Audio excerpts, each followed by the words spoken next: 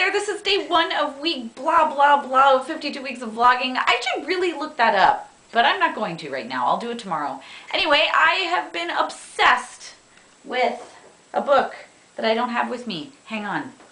And found it! The Name of the Star by Maureen Johnson. This book is awesome!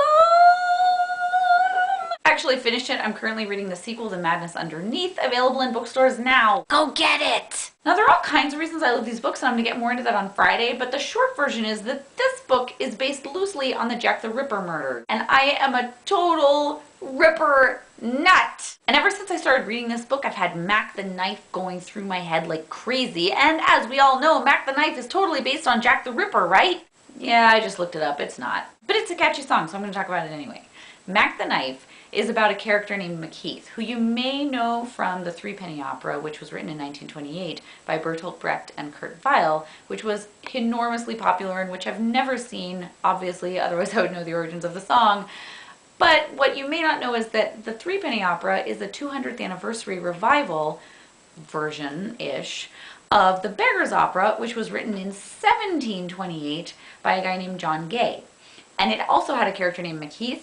And in the Beggar's Opera, Macheath was based kind of loosely, but actually not that loosely, on a real-life highwayman and burglar named Jack Sheppard. Jack Sheppard lived in London in the early 18th century, and what's amazing about him is that he was completely and absolutely beloved by the general public. He was captured, jailed, and then escaped from prison no less than 4 times in 1724. And by the time they captured him the 5th time, he was so infamous and popular that his jailers were charging people money to come see him in his cell.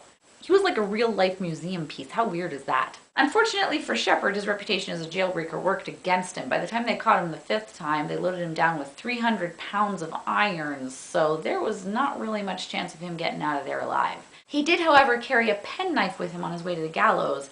Unfortunately, they discovered it, but theoretically, it was what he was planning to use to cut the ropes that were binding him before he actually got hung, thus allowing him to escape a 5th time.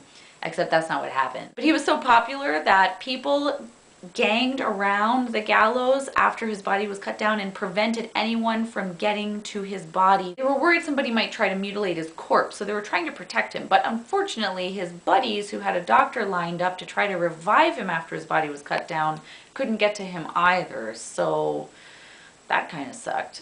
Nevertheless, Sheppard went down in history as being a criminal who was both criminal but also lovable, and notably he abhorred violence, which, going back to the whole Mack the Knife thing, makes the lines about the jackknife and the pool of blood and the guy dying in the corner while Macheath goes and spends tons of cash a little weird. But if we're honest, a song about a guy who spends tons of cash on prostitutes whilst the guy whose cash he stole is lying bleeding out in the corner being as popular as Mack the Knife is a little weird. And this isn't the only example of something like that. I mean, let's take the example of Oh My Darling Clementine, which is about a girl who loves ducklings and then can't swim, so when she goes down to see the ducklings in the water, she falls in and drowns, and that's something we sing to our kids to help them go to sleep, and yeah, a little weird. Our culture has a fascination with death, and our culture also has a fascination with violence, and somehow violence has become sexy, which I just don't get that, but it is.